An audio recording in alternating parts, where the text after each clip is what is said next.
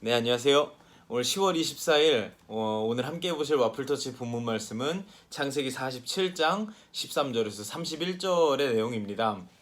오늘의 본문 말씀의 전체적인 내용은 좀 간단하게 설명을 드리면 요셉이 이집트 땅에서 국무총리로서 이 토지법을 개혁하는 그런 토지개혁의 장면이라고 생각을 하시면 되겠습니다.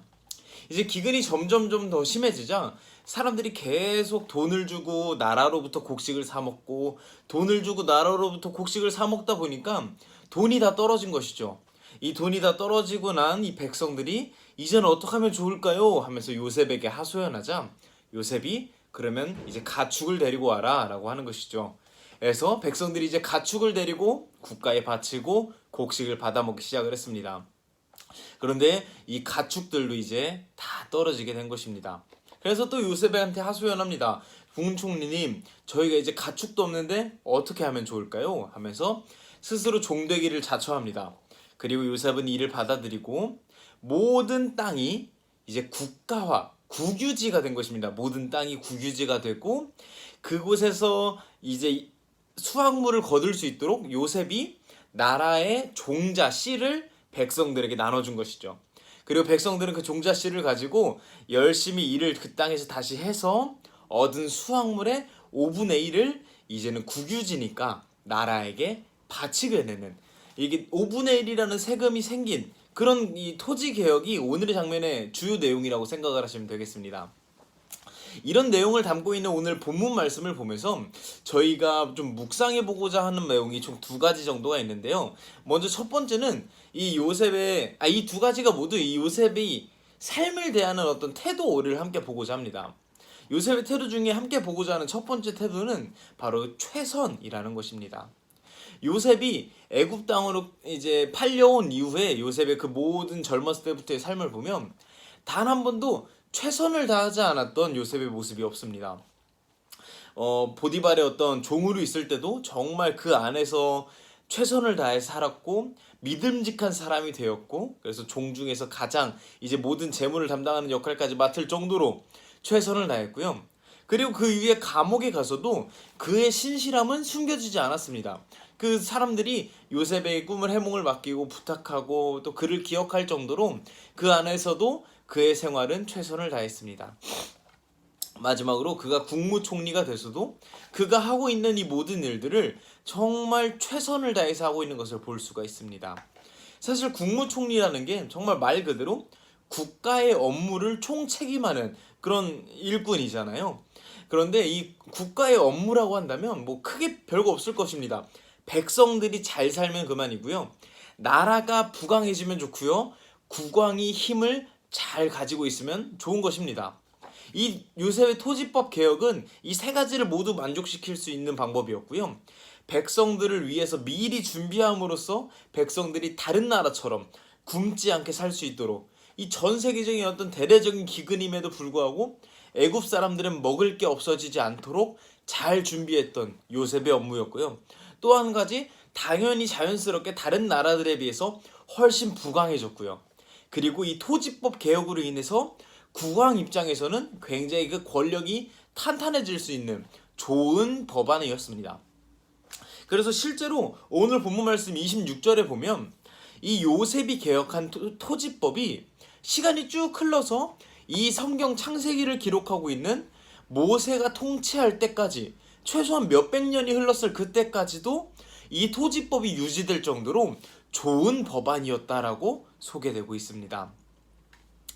요셉은 애굽 땅에 살고 있음에도 불구하고 분명 다른 나라고 뭐 여기서 최선을 다해 살지 않아도 고향 땅에 있는 사람임에도 불구하고 그곳에서 자신에게 맡겨진 역할에 최선을 다했고요.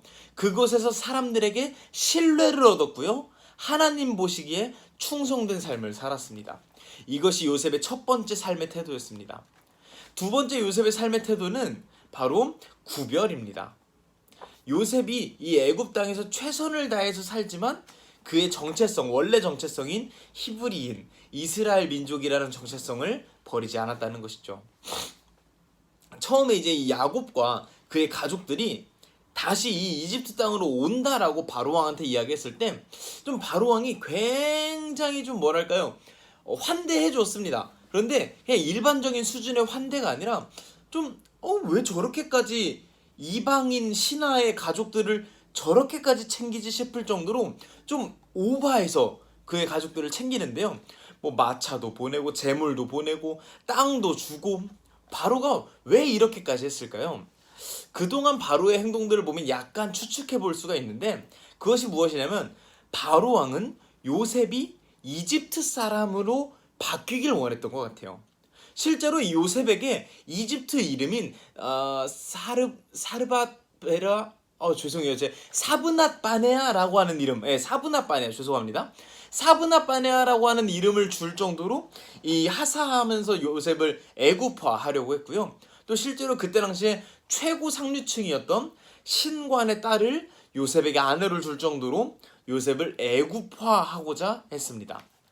그리고 이런 상황 가운데서 이 요셉의 가족들까지 온다고 하니까 요셉을 정말 이 빼도 박도 못하게 이 이집트 땅에 잡아놓을 수 있겠구나라고 하는 그런 좋은 수가 된 거죠. 그래서 가족들을 그렇게 막 환대해줬고 이 이집트 땅에서 가장 좋은 땅을 주겠다라고 할 정도로 이렇게 잘해줬습니다. 물론 요셉한테 고마운 마음도 있었겠죠. 나라를 살려줬고 나라를 이 모든 기근 가운데서 구해줬으니까요. 근데 그럼에도 불구하고 바로의 마음 깊숙한 곳에는 이런 마음이 있었던 것 같습니다.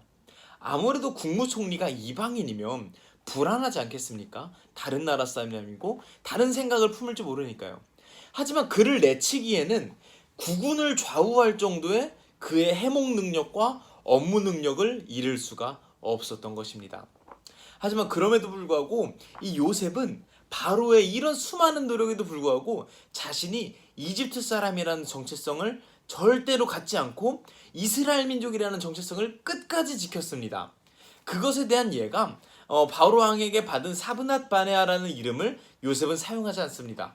그리고 자신의 아들에게도 히브리식 이름을 지어줍니다.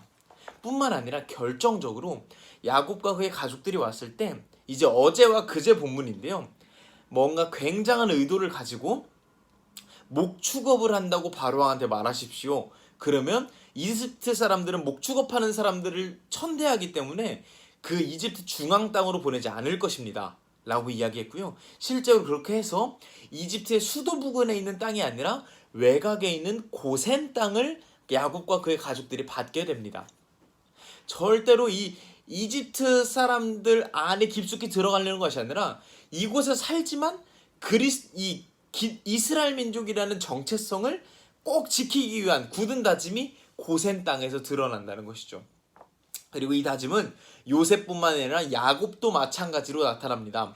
본문 29절의 말씀을 보면은 야곱이 죽기 직전에 요셉을 불러서 간곡히 이야기합니다. 절대 제발 나를 이집트 땅에 장사하지 말고 우리의 고향 이스라엘 땅에 장사시켜달라라고 이야기합니다.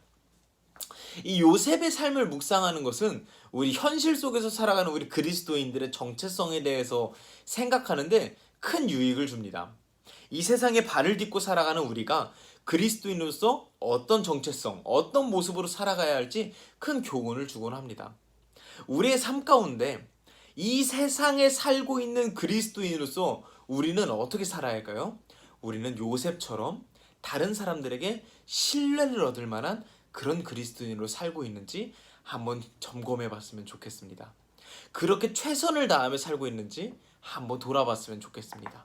또 한 가지는 우리가 이 땅에서 살고 있음에도 불구하고 이 땅에 동화되어 사는 것이 아니라 이 세상 사람들과는 구별된 그리스도인만의 모습을 살고 있는지 우리가 지켜야 할 고센 땅을 잘 사수하며 이 정체성을 잘 선택해가며 살고 있는지 돌아볼 수 있는 그런 저와 여러분이 되었으면 좋겠습니다.